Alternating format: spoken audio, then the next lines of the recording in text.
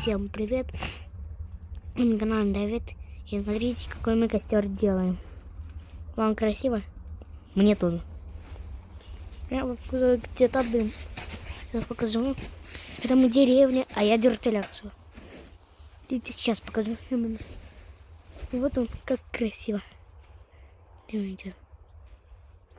Да, и вот сам костер. И вы все видели. И всем пока-пока.